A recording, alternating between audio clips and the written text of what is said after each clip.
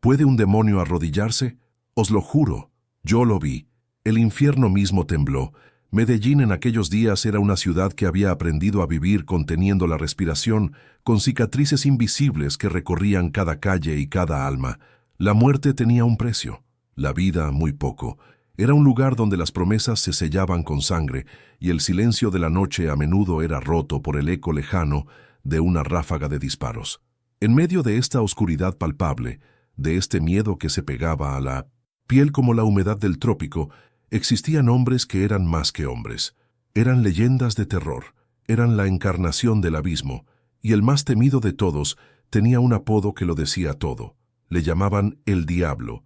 No era solo un sicario, era el fin de la conversación, el punto final de cualquier disputa, la respuesta definitiva del cartel cuando las palabras ya no servían.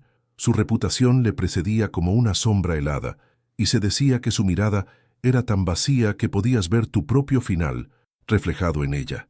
Su alma era un páramo helado donde la compasión había muerto hacía mucho tiempo, dejando solo un eco de eficiencia letal y un silencio sepulcral. Él era la personificación de esa oscuridad intensa que ahogaba la ciudad, un agujero negro de humanidad que devoraba la luz a su paso. Por eso, cuando le ofrecieron $100,000, el contrato no le pareció ni monstruoso ni desmedido, sino simplemente lógico. La misión era borrar del mapa una pequeña iglesia en el corazón de un barrio humilde, un lugar donde se reunían 200 familias. La orden era clara, sin supervivientes, sin piedad, una masacre que sirviera como ejemplo aterrador para cualquiera que osara desafiar el poder de las tinieblas. Aceptó sin dudar $100,000. Un trabajo limpio. El diablo no hacía preguntas, solo ejecutaba sentencias con una precisión quirúrgica que helaba la sangre, mientras él preparaba su fusil de asalto, puliendo el frío metal que se convertiría en el instrumento de la tragedia. En esa misma iglesia, la gente cantaba. No tenían ni la más remota idea del juicio que se cernía sobre ellos, ignoraban por completo que la muerte estaba de camino, con un rostro y un nombre. Imagina por un instante el contraste brutal, la colisión de dos mundos que estaban a punto de encontrarse de la forma más violenta posible. Por un lado, el silencio calculador de un asesino, el olor a pólvora y a codicia, la oscuridad de un alma vendida al mejor postor. Por el otro, el sonido de guitarras acústicas y voces unidas en una alabanza sincera, la luz de la fe de un pueblo que solo tenía su esperanza. Eran una pequeña luz desafiante en medio de una oscuridad casi absoluta, una vela encendida en el corazón de un huracán de violencia. El diablo condujo por las calles de Medellín con la calma de quien va a su trabajo diario. El motor de su coche era un latido metálico que marcaba la cuenta atrás. Aparcó a una distancia prudente, donde el sonido de los cánticos llegaba hasta él como un murmullo lejano, casi irreal. Para él, eran solo los sonidos de sus víctimas, el preludio de la sinfonía de gritos y terror que estaba a punto de componer. Cada paso que daba hacia la puerta de aquel humilde santuario era un paso del infierno invadiendo la tierra. Sostuvo el fusil con firmeza. El arma se sentía como una extensión de su propio brazo, de su propia voluntad de aniquilación. El plan era sencillo: entrar, disparar, salir. No había espacio para la duda, ni para el error, ni mucho menos para un milagro. El aire se sentía extrañamente denso a medida que se acercaba, casi eléctrico, pero lo atribuyó a su propia adrenalina, la vieja amiga que siempre le acompañaba antes de cada misión. Empujó la puerta con la seguridad de un depredador que entra en un corral, esperando encontrar el pánico inmediato, los gritos, el caos que siempre sembraba a su paso. Esperaba ver el miedo en los ojos de 200 familias, pero lo que encontró dentro no era de este mundo. Era una fuerza que detuvo su corazón y paralizó sus músculos antes de que pudiera dar un solo paso más. Pero el verdadero giro de esta historia, el detalle que lo cambia absolutamente todo, no te lo vas a creer. Sí, pero espera, para un momento. Antes de contarte qué fue lo que vio, necesito que entiendas el mundo en el que esto sucedió, porque si no, el milagro se te escapará entre los dedos como agua. Tienes que sentir el peso del aire que se respiraba en aquel Medellín, un aire espeso y metálico, cargado con el olor del miedo y la pólvora. El mal no era una idea abstracta. Tenía nombre y apellidos. Tenía un ejército a su servicio. Y el diablo era uno de sus generales más sanguinarios y eficientes. La ciudad entera estaba secuestrada.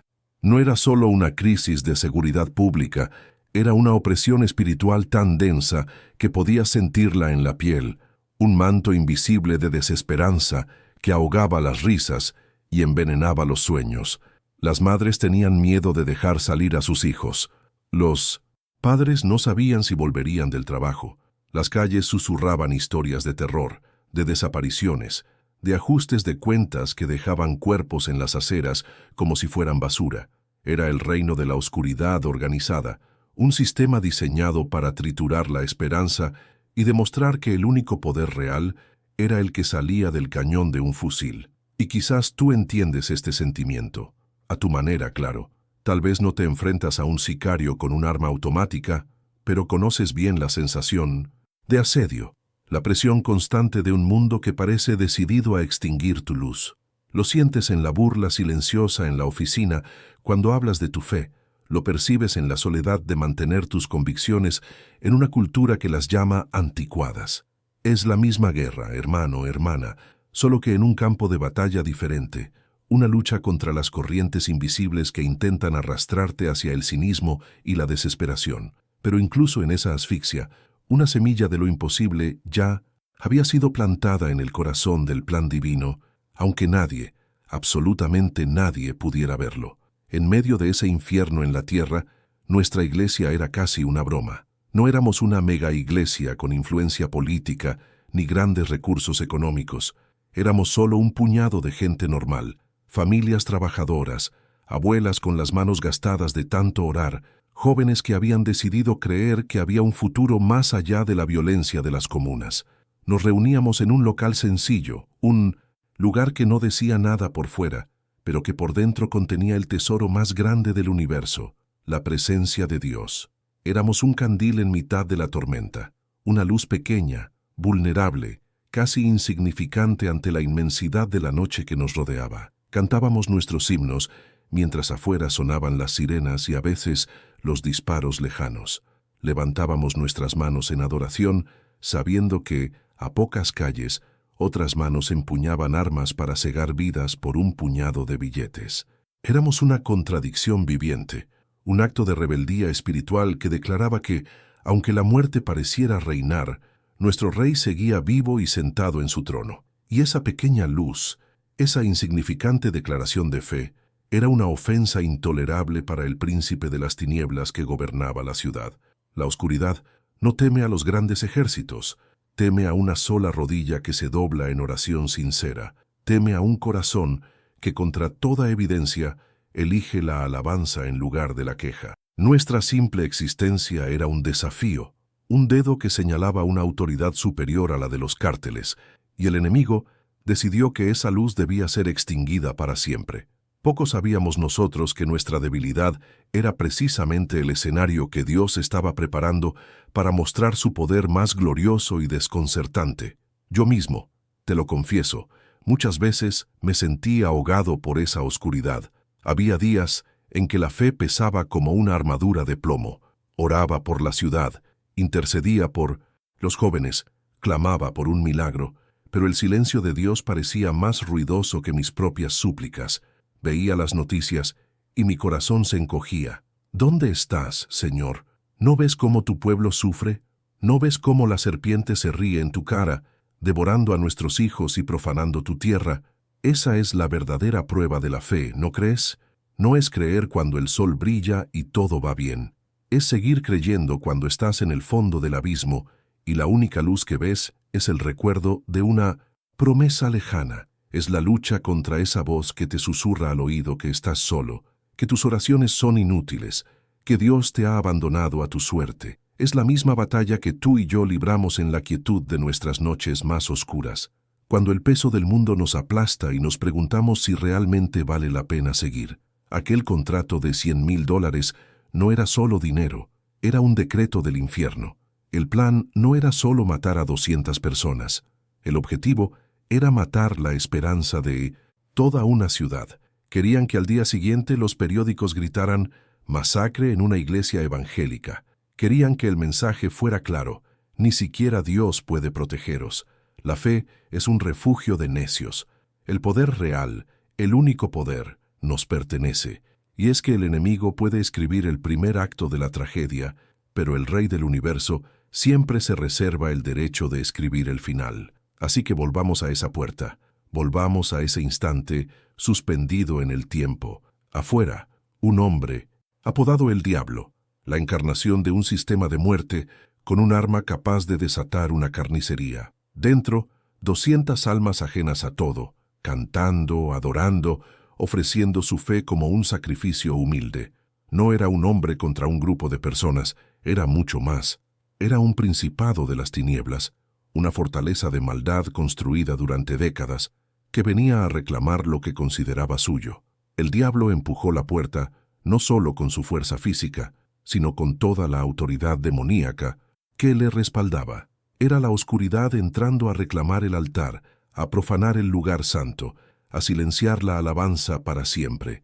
Pero lo que esa oscuridad no sabía, lo que todo el infierno ignoraba, es que en ese preciso instante, el león de la tribu de Judá ya se había puesto en pie dentro de aquel humilde lugar. El verdadero dueño de la casa estaba a punto de recibir a la visita. Yo estaba allí, en esa misma sala, y no lo sabía. No tenía la menor idea del decreto de muerte que pesaba sobre nuestras cabezas, ni de que el cielo y el infierno habían elegido aquel humilde salón de Medellín como su campo de batalla. Días antes, mi fe era un susurro, una conversación rota con un Dios que me parecía distante y silencioso. Me encontraba atrapado en una de esas temporadas de desierto que todo creyente conoce demasiado bien, donde cada oración parece rebotar en un techo de bronce y cada paso de fe se siente como caminar sobre cristales rotos. ¿Conoces esa sensación?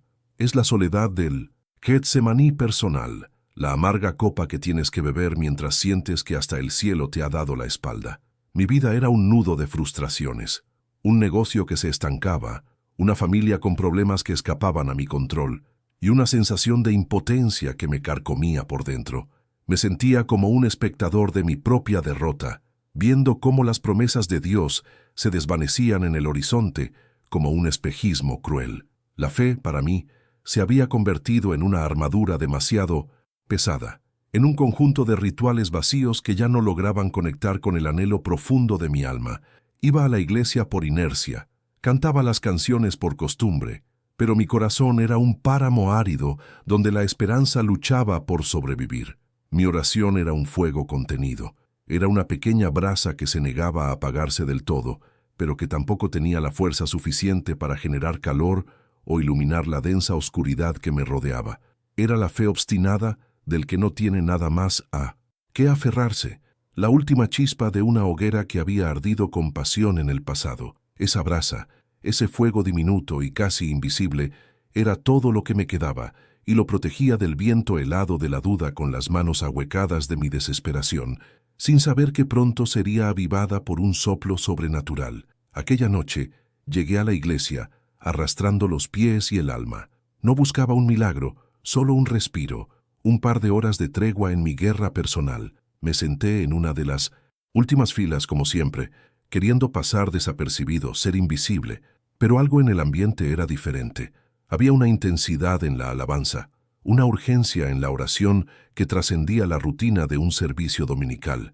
Las voces se unían en una sola melodía que parecía ascender directamente al trono de la gracia, tejiendo un tapiz de adoración que era a la vez humilde y poderoso, una ofrenda pura de corazones entregados.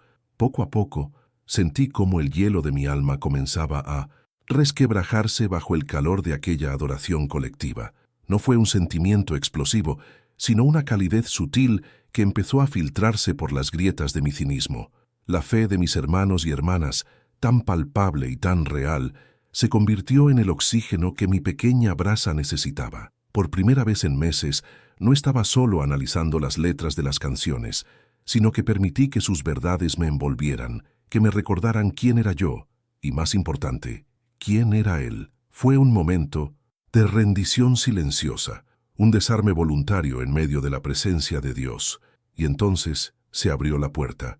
No fue un chirrido suave, Fue un golpe seco, violento, un sonido que desgarró la atmósfera sagrada como una blasfemia. La música se detuvo a mitad de una nota. Las voces se ahogaron en un jadeo colectivo. Un silencio antinatural, pesado y cargado de pavor, cayó sobre nosotros. Y en el umbral, recortada contra la oscuridad de la noche, apareció su figura. Era alto, imponente, y en sus manos sostenía un fusil automático, un instrumento de muerte que parecía obscenamente fuera de lugar en aquel santuario de vida. Su rostro era una máscara de odio frío y determinación implacable. No era solo un hombre con un arma, era una declaración de guerra del infierno mismo, una sombra con forma humana que traía consigo el olor de la muerte. Su mirada barrió la sala, y en sus ojos no había duda, ni piedad, solo el vacío de un propósito oscuro. Se movió hacia el centro del pasillo con una calma aterradora, como un depredador que sabe que su presa no tiene escapatoria. Cada paso que daba resonaba en el silencio como el martillo de un juez dictando una sentencia inapelable. Éramos 200 ovejas acorraladas, y el lobo había entrado en el redil. El tiempo se detuvo. Cada segundo se estiró en una eternidad de terror puro. Mi corazón se convirtió en un tambor de guerra desbocado, martilleando contra mis costillas y ahogando cualquier pensamiento coherente, cualquier oración articulada. El fuego contenido en mi interior, esa pequeña brasa de fe, fue instantáneamente sofocada por una ola de pánico helado. Todo mi ser gritaba una sola palabra: «Corre, escóndete, sobrevive». Vi a una madre abrazar a su hijo pequeño, escondiendo su rostro contra su pecho. Vi a un anciano cerrar los ojos, sus labios moviéndose en una última y silenciosa plegaria. El hombre, el diablo, se plantó frente al púlpito, el lugar desde donde se predicaba la vida ahora usurpado por el embajador de la muerte. El metal de su arma brillaba débilmente bajo las luces del salón, una promesa de la carnicería que estaba a punto de desatar. No dijo una palabra. No necesitaba hacerlo. Su presencia era un grito ensordecedor que anunciaba el fin. El contrato estaba sellado, la orden estaba dada, y nosotros éramos simplemente los números de una estadística macabra que se escribiría con nuestra sangre. Levantó el fusil. El sonido metálico del mecanismo al ser preparado fue el sonido más aterrador que he escuchado en mi vida, el punto final de nuestra historia. Lo apuntó no a una persona en particular, sino a la multitud, barriendo lentamente de izquierda a derecha, asegurándose de que su primer disparo iniciara una masacre indiscriminada. Contuve la respiración, esperando el fogonazo, el estruendo, el comienzo del fin. Mi mente se quedó en blanco, paralizada entre la fe que profesaba y el terror que me consumía, hasta que todo cambió en un instante. El gatillo no se apretó. Hubo un clic, un sonido seco y metálico, pero no hubo detonación. No hubo fuego ni muerte, solo un silencio imposible, más denso y aterrador que cualquier explosión. El sicario, el diablo, se quedó inmóvil por un instante que pareció durar un siglo, con el fusil todavía apuntando hacia nosotros, su dedo aferrado al disparador. Su rostro, hasta entonces una máscara de fría determinación profesional, se contrajo en una mueca de incredulidad. Vimos la confusión en sus ojos. El depredador no. Entendía por qué su arma, la extensión de su voluntad asesina, le había fallado en el momento culminante. Mis piernas se rindieron. Ya no podían sostener el peso de tanto terror. Me desplomé sobre mis rodillas. El impacto sordo contra el suelo frío del templo, apenas registrado por mi mente paralizada, fue una caída física, pero también espiritual. Me sentí completamente vacío, como una vasija rota, de la que se había derramado hasta la última gota de fe y de valor. La oración se había desvanecido de mis labios y de mi corazón, reemplazada por la certeza helada de mi propia finitud, de mi cobardía ante el rostro del mal. Me cubrí la cabeza con las manos, no para protegerme de las balas que no llegaban, sino para esconderme de la vergüenza de mi propia rendición. Fue en ese abismo de la desesperación, en el punto más bajo de mi existencia, donde algo ocurrió en mi interior. Era algo minúsculo, casi insignificante. No era una llama rugiente de fe, sino una brasa diminuta que se negaba a extinguirse por completo, oculta bajo una gruesa capa de cenizas de pánico.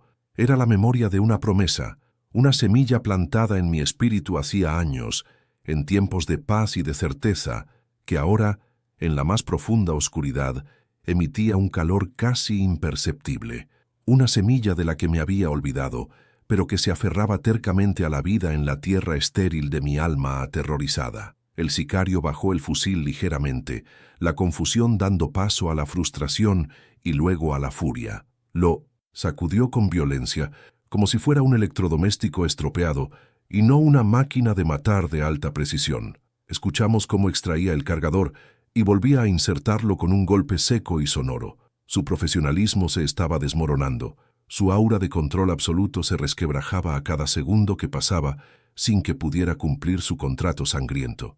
Volvió a levantar el arma, su rostro ahora contorsionado por la rabia, y apuntó de nuevo, esta vez directamente hacia el pastor, que permanecía de pie junto al púlpito con los ojos cerrados, pero el aire en la sala había cambiado. Ya no era solo el silencio tenso de la espera, se sentía una presión distinta, una densidad palpable que no era producto del miedo colectivo, sino de otra cosa. Era una quietud soberana, una paz que no tenía ningún sentido en medio de aquella situación.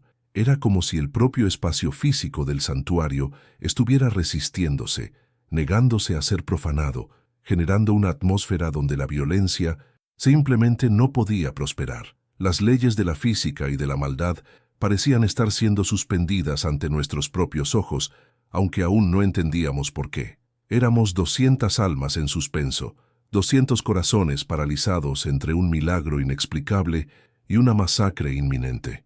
La pequeña brasa en mi interior seguía allí. Una pregunta silenciosa en medio del caos, una posibilidad remota que mi mente lógica se negaba a aceptar. Éramos como velas apagadas en una habitación oscura, esperando la tormenta final que nos barrería para siempre, pero el soplo divino estaba a punto de llegar, y no venía a extinguirnos, sino a encender un fuego que ni el mismo infierno podría apagar. Entonces lo vimos. Empezó como un resplandor sutil, casi imperceptible, que parecía emanar del área del altar justo detrás del pastor. Al principio pensé que era un efecto de las luces del techo, un reflejo en la cruz de madera que presidía la pared. Pero la luminiscencia no era un reflejo, tenía vida propia. Crecía lentamente, con una intensidad suave pero constante, un blanco puro y cálido que no se parecía a ninguna luz artificial que yo hubiera visto jamás. No deslumbraba, pero atraía la mirada de todos, incluido la del asesino. El sicario dejó de mirar a su objetivo. Sus ojos, ahora desorbitados, se clavaron en aquella luz que se expandía. El fusil tembló en sus manos, su mandíbula se aflojó, y por primera vez vimos en el rostro del diablo algo que nunca imaginamos ver, el miedo. La luz no era agresiva, no era una explosión, pero su mera presencia comunicaba una autoridad absoluta, un poder tan inmenso que hacía que el arma en sus manos pareciera un juguete inútil. Y entonces vimos cómo el asesino más temido de la ciudad, el hombre que se hacía llamar el diablo, retrocedía un paso no por nosotros, sino por la luz que comenzaba a nacer desde el mismo altar que él había venido a profanar. Aquella luz no solo crecía, tenía peso, se sentía como una presión suave y cálida, en el aire, una densidad que empujaba hacia atrás la atmósfera fría y metálica del miedo que nos había consumido. Era un resplandor que no quemaba los ojos, pero que sí parecía quemar toda impureza, toda sombra, toda intención asesina que flotaba en el ambiente. El sicario, aquel hombre que era la encarnación del terror, ahora parecía un niño perdido ante un sol naciente, completamente expuesto e indefenso. Su postura de depredador se había desmoronado, reemplazada por una fragilidad que era casi dolorosa de presenciar, porque en su terror veíamos el reflejo de una autoridad infinitamente superior a la suya. Ya no era una simple luz. Se convirtió en una presencia tangible. Podías sentirla en tu piel como un calor reconfortante. Podías casi oler su pureza, como el aire después de una tormenta eléctrica. El fusil en sus manos, que momentos antes era el árbitro de nuestra vida y nuestra muerte, ahora parecía un trozo de metal inerte, una reliquia de un poder obsoleto frente a una nueva ley que acababa de ser declarada. La oscuridad organizada que lo había enviado con todo su poder terrenal, con todo su dinero y su influencia, había chocado de frente contra un muro de gloria pura. Estábamos presenciando el choque de dos reinos, y uno de ellos se estaba desintegrando en tiempo real. ¿Cómo describirlo? No era como una bombilla. Era como si un ejército de serafines hubiera desplegado sus alas de fuego líquido para formar un muro infranqueable entre la muerte y nosotros. La luz danzaba y se arremolinaba con una inteligencia propia, una cortina de majestad que nos protegía y al mismo tiempo juzgaba la oscuridad que teníamos delante. Y te lo digo ahora, recordándolo, esa luz no estaba allí solo para detener una bala, estaba allí para reclamar un alma, para demostrar que incluso en el corazón del sicario más temido había un espacio que solo Dios podía ocupar. Entonces, el silencio se rompió, pero no con un disparo. El sonido que llenó la iglesia no era de este mundo, era un zumbido profundo, una frecuencia que no entraba por los oídos, sino que resonaba directamente en el pecho, en los huesos, en el espíritu. Era un sonido de poder absoluto, como el rumor de 1000 cascadas o el coro de una galaxia entera, pero contenido en una nota perfecta y sostenida. Era un sonido que lo ordenaba todo, que ponía cada molécula en su sitio y que acallaba cualquier pensamiento de caos. El sicario se encogió, llevándose las manos a la cabeza, como si aquel sonido le estuviera desarmando desde dentro. Aún hoy, cuando cierro los ojos para orar, a veces puedo sentir un eco de esa frecuencia divina, y mi corazón se estremece de nuevo. Créeme cuando te digo que no hay argumento humano, no hay escepticismo ni cinismo que pueda permanecer en pie ante una manifestación de poder como aquella. Es una experiencia que reescribe por completo tu comprensión de la realidad, que te obliga a elegir entre la locura o la rendición total. Y en ese instante, todos en esa sala, incluido el asesino, estábamos siendo confrontados con la verdad más fundamental del universo. Y desde el epicentro de la luz y el sonido, una voz habló. No era la voz del pastor, no salió de los altavoces. La voz estaba en todas partes y en ninguna a la vez. Era atronadora como un trueno, y sin embargo, íntima como un susurro en el alma. Era una voz que te conocía por completo, que había contado los cabellos de tu cabeza y que conocía el nombre que tus padres te dieron antes de que el mundo te diera un apodo de muerte. La voz no gritó, no amenazó, simplemente declaró, y no se dirigió a nosotros, se dirigió a él.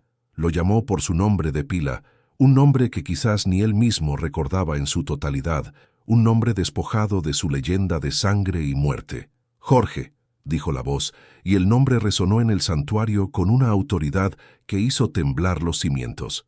Suelta el arma. No fue una sugerencia, fue un decreto, una orden creativa, y vimos cómo los dedos del sicario, que habían sostenido esa arma con la familiaridad de un amante, se abrieron de repente, rígidos y sin voluntad. El fusil de asalto, el instrumento de la masacre, cayó al suelo con un estruendo metálico que sonó profano y ridículo en la santidad de aquel momento. El arma se estrelló contra las baldosas, pero el hombre cayó con más fuerza. Se desplomó de rodillas, con el rostro contraído en una mueca de agonía y asombro, y por primera vez, aquel hombre conocido como el Diablo comenzó a llorar. No eran lágrimas de frustración o de miedo. Eran sollozos profundos, convulsivos, que brotaban de un lugar roto en lo más profundo de su ser. Era el llanto de un pródigo que de repente se daba cuenta de que estaba en casa. La luz, que ahora lo envolvía por completo, no parecía estar juzgándolo sino limpiándolo. Era el fuego purificador del que hablan las Escrituras, que no consume, sino que refina. Estábamos viendo en directo cómo décadas de odio, de violencia y de oscuridad eran quemadas y reducidas a cenizas por una misericordia soberana. Nuestro propio miedo se había transformado. Ya no temíamos al hombre, ahora sentíamos un temor reverente, un asombro sagrado que nos tenía clavados en nuestros asientos.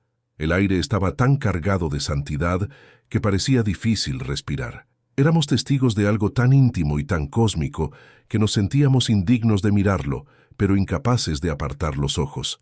La guerra espiritual, esa batalla invisible que a menudo sentimos pero rara vez vemos, se había manifestado en el plano físico ante 200 testigos atónitos. Y quiero que entiendas esto, tú que me escuchas y que enfrentas tus propias batallas. Tal vez no luches contra un sicario, pero te enfrentas a la misma oscuridad organizada que lo envió a él. La desesperanza, la adicción, la mentira, el miedo que te susurra que estás solo y que Dios te ha abandonado. Esa misma voz que desarmó a Jorge es la que habla a tu caos interior. Esa misma luz que llenó la iglesia es la que quiere llenar los rincones oscuros de tu vida, no para exponerte, sino para sanarte y liberarte. La luz comenzó a atenuarse lentamente, no desapareciendo, sino como si estuviera siendo reabsorbida por la atmósfera, dejando tras de sí una paz que sobrepasaba todo entendimiento. El sonido cesó, pero el silencio que quedó no era vacío, sino pleno. Estaba lleno de la presencia de aquel que acababa de estar allí. Jorge seguía de rodillas en el suelo, con la cabeza gacha, llorando en silencio, un hombre completamente deshecho y rehecho. El arma yacía a un par de metros de él, tan inofensiva como una rama caída. El silencio se apoderó de todo, un silencio sagrado y expectante. Todos nos preguntábamos qué sucedería ahora, si se levantaría y huiría, si se entregaría, si la policía irrumpiría en cualquier momento. El plan del infierno había fracasado de la manera más espectacular posible, y entonces ocurrió algo increíble. ¿Y después del silencio? ¿Qué sigue al milagro? La rendición. Lentamente, Jorge se puso en pie. Vimos cómo cada músculo de su cuerpo parecía obedecer a una voluntad que ya no era la suya. El terror que nos había paralizado momentos antes regresó por un instante, un eco instintivo de supervivencia que nos hizo contener la respiración. Pero no era el mismo hombre. Sus hombros, antes tensos con la arrogancia del depredador, ahora estaban caídos bajo el peso de una revelación insoportable. Sus ojos, antes vacíos y fríos como el acero de su arma, ahora estaban inundados por un torrente de lágrimas que no cesaba. Caminó, no hacia la salida para huir, sino directamente hacia el púlpito, con la lentitud de un peregrino que llega al final de un viaje agotador. Nuestro pastor, con una sabiduría que solo podía venir del Espíritu Santo, simplemente se hizo a un lado y le cedió el lugar. El asesino se paró frente al micrófono, temblando. Su primera palabra fue un sollozo. Luego, su voz rota llenó el santuario. «Mi nombre es Jorge», dijo, y su confesión pública comenzó a desvelar la profundidad del abismo del que acababa de ser rescatado. «Me conocen en las calles como el diablo, y vine aquí para mataros a todos». Un jadeo colectivo recorrió la congregación, el sonido de 200 almas comprendiendo que habían estado a un solo segundo de la eternidad. «Me pagaron $100,000 para no dejar a nadie con vida en este lugar esta mañana, para convertir vuestro altar en una tumba». El peso de sus palabras era tan tangible como el arma que yacía en el suelo. Pero entonces su voz cambió llenándose de un asombro que todos compartíamos. «Pero él estaba aquí, lo vi, me habló, y me dijo que mi guerra había terminado». El verdugo se había convertido en el primer evangelista de su propio milagro. La oscuridad no había sido simplemente derrotada, había sido reclutada por el ejército de la luz.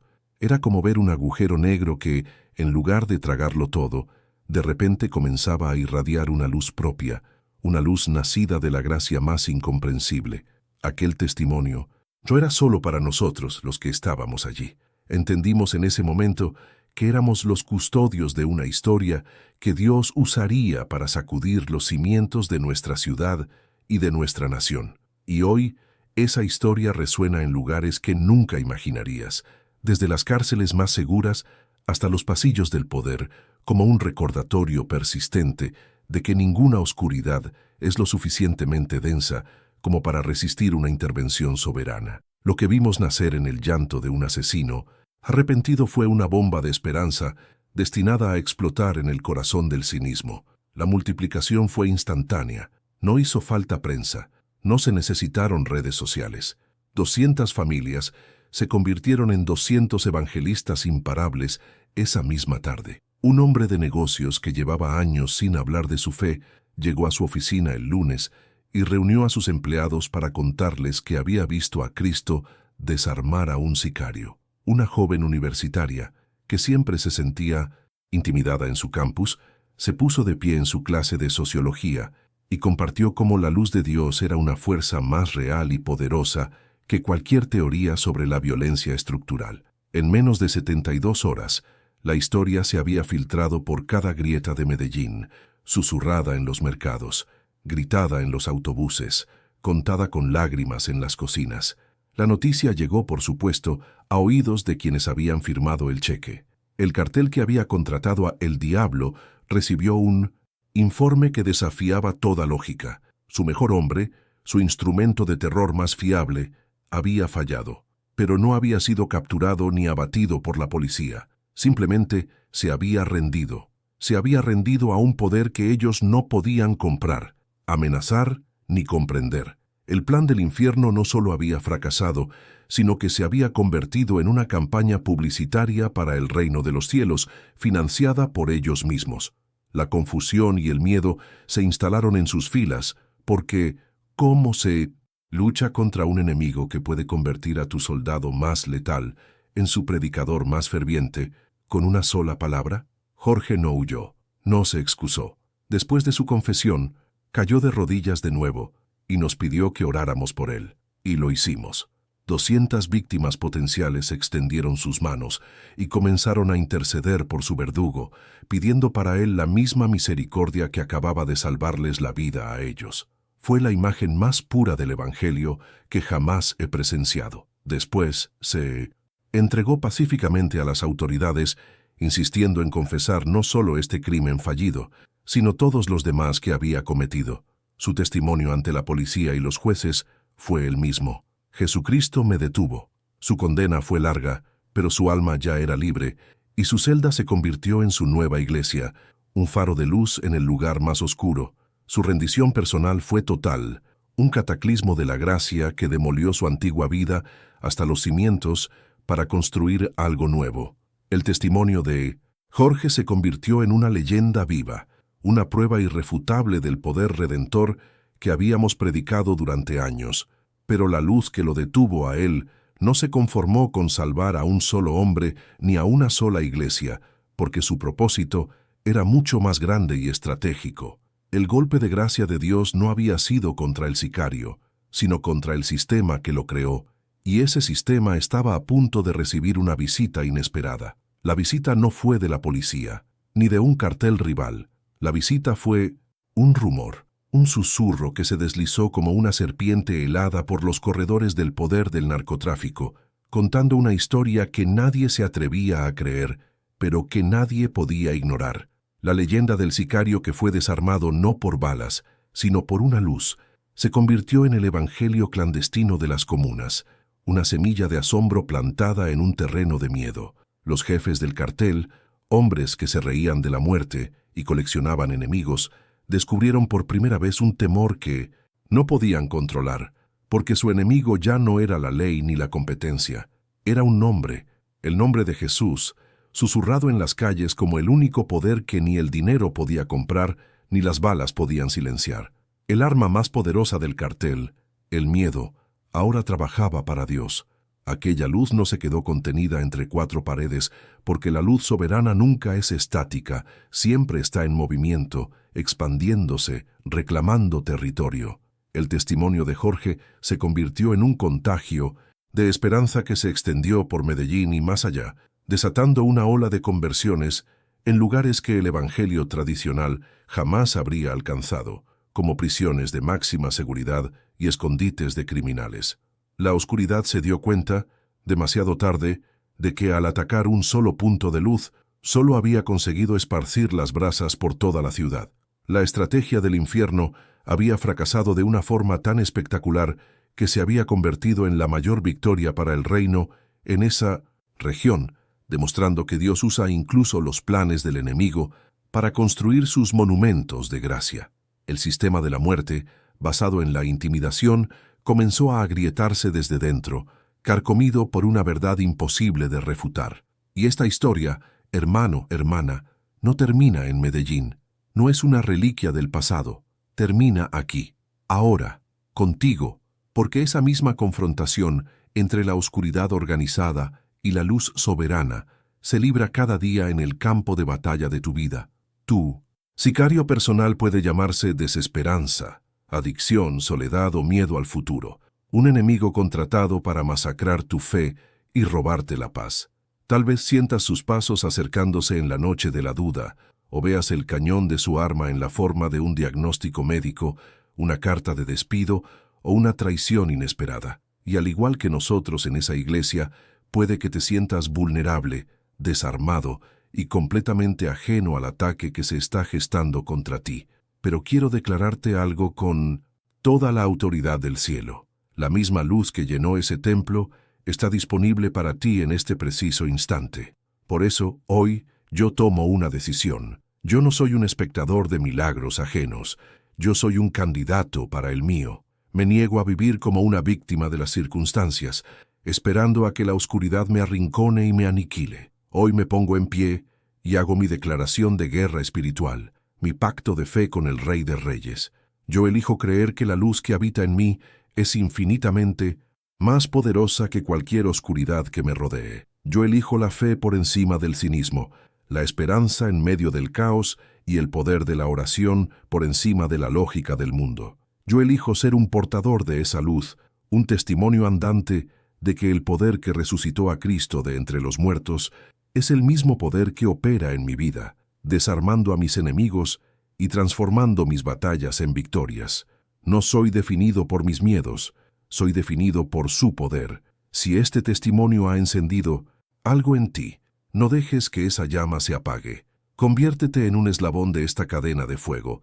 Suscribirte a este canal no es solo pulsar un botón, es alistarte en un ejército digital que cree que las historias de Dios pueden y deben cambiar el mundo. Cada suscripción es un voto de fe, una declaración de que no estamos solos, y compartir este vídeo es lanzar una bengala de esperanza en la noche de alguien que, ahora mismo, se siente asediado y sin salida. No sabes quién necesita escuchar que un sicario llamado el Diablo se encontró cara a cara con Jesús y perdió. Sé el mensajero que lleva la noticia del milagro, porque tu acto de compartir puede ser la intervención divina que alguien está esperando. Y lo más importante que podemos hacer juntos es la guerra espiritual en el lugar secreto. Te invito a que uses la sección de comentarios no solo para opinar, sino para interceder. Deja tu petición de oración, tu clamor, tu batalla personal, y tómate un momento para orar por la petición de otra persona. Levantemos un altar digital donde el cielo pueda descender y tocar la tierra, donde nos unamos como un solo cuerpo para luchar por nuestras familias, nuestras ciudades y nuestras naciones. Oremos los unos por los otros, porque el mismo poder que se manifestó en una iglesia unida en Medellín se manifiesta cuando 2 o 3 se reúnen en su nombre, incluso a través de una pantalla. Nuestra unidad en oración es el arma que el infierno más teme. Recuerda siempre la promesa inmutable que se encuentra en el Evangelio de Juan, capítulo 1, versículo 5. La luz en las tinieblas resplandece, y las tinieblas no prevalecieron contra ella. Esa es nuestra garantía. No es que no habrá oscuridad, sino que ésta no tiene, ni tendrá jamás, la última palabra. Soy el mestre do testemunho épico, y elijo creer en el poder de la luz. Que la misma luz que detuvo a el diablo en seco ilumine tu camino, proteja tu hogar y te dé una paz que sobrepase todo entendimiento. Que su presencia te envuelva y te recuerde que en él tu victoria ya ha sido asegurada. Amén y amén.